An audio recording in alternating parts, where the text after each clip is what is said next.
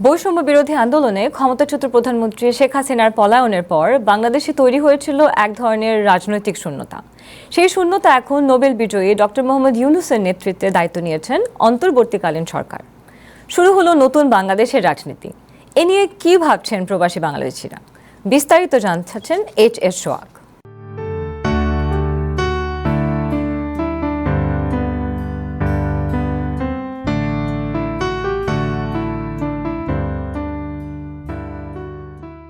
গত 5ই আগস্ট বাংলাদেশের সাধারণ ছাত্র জনতা তৈরি করেছে নতুন এক ইতিহাস। পতন ঘটেছে স্বৈরাচারী শেখ হাসিনা সরকারের, জাতি পেয়েছে নতুন এক বাংলাদেশ।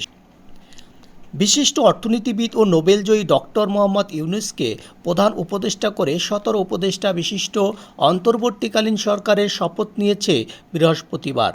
দেশের নতুন সরকার নিয়ে প্রবাসী বাংলাদেশিদের মধ্যে রয়েছে নানা উৎকণ্ঠা, পাশাপাশি রয়েছে নানা প্রত্যাশা। আজকে যে নতুন আপনার উপদেষ্টা কমিটি ঘোষণা করা হলো ডক্টর ইউনূসকে প্রধান করে, আমি সেটাকে স্বাগত জানাই। এবং এর সাথে যে নতুন চমক রয়েছে, দুইজন ছাত্র নেতা যারা সমন্বয়ক, ছাত্র সমাজ সমন্বয়ক, তাদের প্রতি আমাদের বিশ্বাস রয়েছে।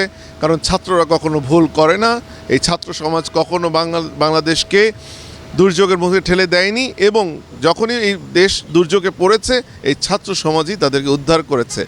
আমি খুবই আনন্দিত এই 17 জন যে উপদেষ্টা, তার মধ্যে যে 2 জন ছাত্র সমন্বয়ক থাকছে তারা হবে সেফগার্ড। যারা প্রশাসনে থাকবে সত্য ও ন্যায়ের উপরে নিজেদেরকে প্রতিষ্ঠা করবে, এবং যত বাহিনী আছে, বিমান বাহিনী, নৌবাহিনী, পুলিশ বাহিনী, বিজিবি, যা কিছু আছে সকলেই আমরা মিলে দেশ গঠনে এগিয়ে আসব, এবং আমরা সকলে ঐক্যবদ্ধ থাকব। এবং কোরআন শরীফে আছে ইন্নাল্লাহা লা ইউগাইয়িরু মা বিকওমিন হাত্তা ইউগাইয়িরু মা বিআনফুসিহিম।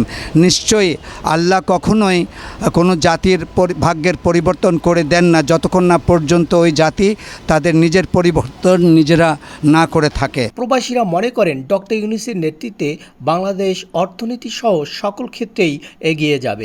উনি শিক্ষিত লোক, উনি অনেস্ট লোক, উনি দেশটাকে ভালোভাবে ভালো পথ দেখাতে পারবেন। দেশ আমাদের আগেও স্বাধীন ছিল, এখন আরেকবার স্বাধীন হলো। আমরা শুধু শান্তি চাই দেশে। এই সরকারের কাছে আমাদের প্রত্যাশা হচ্ছে দেশকে সুন্দরভাবে গড়ে তোলা, দেশের গণতন্ত্র, বাক স্বাধীনতা, গঠনতন্ত্র, দেশের স্বাধীনতা সার্বভৌমত্ব অক্ষুণ্ণ রাখা, এবং দেশের যে সংস্কার সেটাকে ভালোভাবে করে আবার একটি নির্বাচিত সরকারের কাছে ক্ষমতা হস্তান্তর। নতুন নেতৃত্বে বাংলাদেশ হবে বৈষম্যহীন, দুর্নীতিমুক্ত, শোষণমুক্ত, উন্নত, আধুনিক বাংলাদেশ, এমনটাই আশা করছেন প্রবাসী বাংলাদেশিরা। দীর্ঘ 15 বছরের স্বৈর শাসনের ফলে যে ক্ষতি হয়েছে, ইনশাল্লাহ আমি মনে করি আগামী 2-3 বছরের মধ্যে ওনারা এটা পূরণ করতে পারবেন। আমরা প্রবাসী হিসেবে চাই দেশ আরও সুন্দরভাবে চলুক, এবং বিভিন্ন সেক্টর থেকে, সরকারি যে সেক্টরগুলি আছে সেখান থেকে দুর্নীতিমুক্ত হোক। কিন্তু বিদেশিদের একটা প্রতিশ্রুতি আছে, বিদেশিরা যেন বাংলাদেশে যায় তারা যেন সঠিক তাদের মান মর্যাদার। HK সোহাগ, টাইম টেলিভিশন, নিউ ইয়র্ক।